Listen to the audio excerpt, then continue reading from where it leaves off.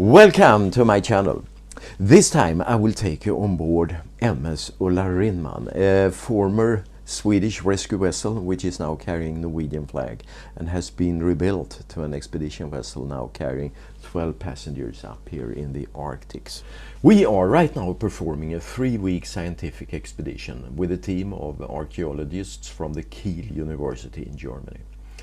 Following the departure from Longyearbyen on Svalbard, we are now heading for the south of Spitsbergen, and where we will study the remains of the whale hunting in the 1600s, i.e. the bones of whales and other animals which were left behind by the whale hunters almost 400 years ago. And that will also give me a chance to share how it is to live on a vessel like this. So stay tuned. Hello, my name is Rolf, and I have the privilege to be chief officer and captain on ships and yachts around the world. My motto is, don't be a tourist. What I'm going to show you are the hidden nooks and corners, the really interesting places for you to visit. And if you like it, please click subscribe.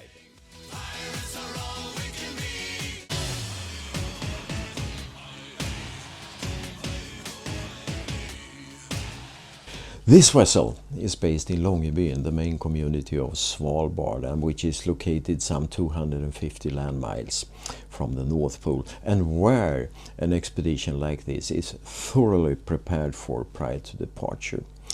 For instance, it takes a load of salad and pasta and other provisions in order to feed the crew and passengers for the 3 weeks that the vessel will stay out of port.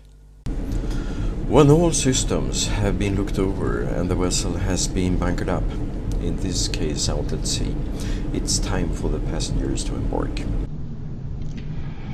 Safety is a critical issue, and the emergency procedures are run through prior to departure. Thereafter, it's time to head out. Spitsbergen is the name of the main island of Svalbard, and looking around it's not difficult to understand why it got that name. The scenery is dramatic, close to brutal, I would say, providing a feeling of respect.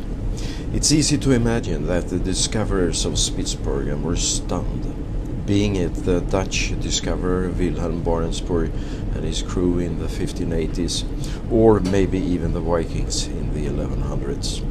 We have now anchored up outside one of the shores of the southern part of Spitsbergen, and our archaeologists on board, they have just gone ashore in order to start the investigation of the remains of the old whale hunters which once upon a time used exactly this place as their base camp for the hunting of whales, polar bears, walruses, seals, polar foxes and other animals. Now let's go and have a look and see how it's going for them. So please follow me. The first documented whale hunt of Spitsbergen goes back to year 1611 and the catch of a bowhead whale. And it was right here at this place on the southern shore of Hornsund it happened. The task of our archaeologists this morning is to map and measure the 400-year-old whale bones, providing us with another piece of the puzzle of what actually has taken place here during the recent centuries. It's amazing in itself that those bones still exist. It would not have happened at any other more southern latitude, since the bones up here have been preserved by the cold and lack of microbes. Now, this job is not without risks. In the early morning of the day before we departed from Longyearbyen, a French woman was attacked and injured by a polar bear. She survived, not the bear though, which was shot in order to protect the woman. So a tragedy on both sides, you can say. The bears are hungry by default. Also, they tend to appear when they are the least expected. That's the reason why there at all times is an armed guard on watch at the site. As a matter of fact, it's illegal to be unarmed outside Longyearbyen. Therefore, we don't take one single step ashore or on the ice unless at least one in the team has a Winchester in his or her right hand. Also, other things can happen. In this case, a group of belugas came swimming along the shoreline while we were occupied with the bones. A grateful break in the morning routines. All over Svalbard there are also remains of historical events.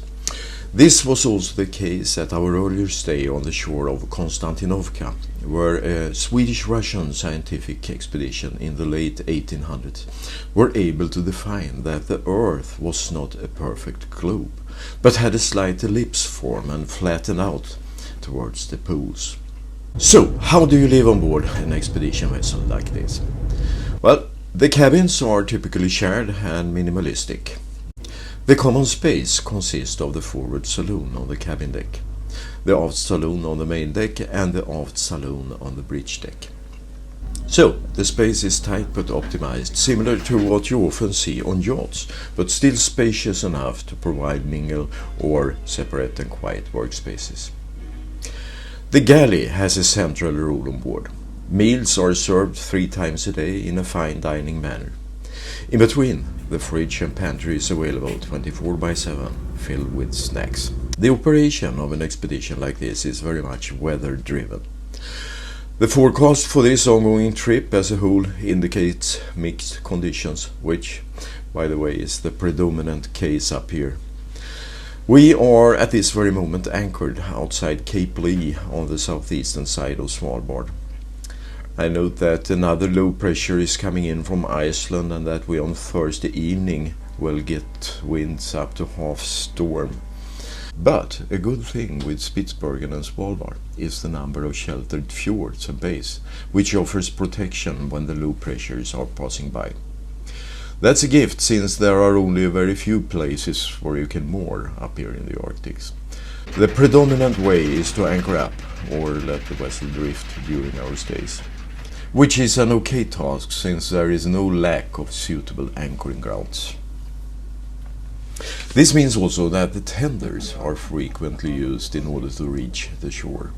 And as soon as the vessel is anchored up or has reached its destination, it does not take many minutes before the Zodiac and or the dinghy is in the water. So, all in all, an expedition vessel like this is no doubt a very pleasant and exciting place to both work and live on.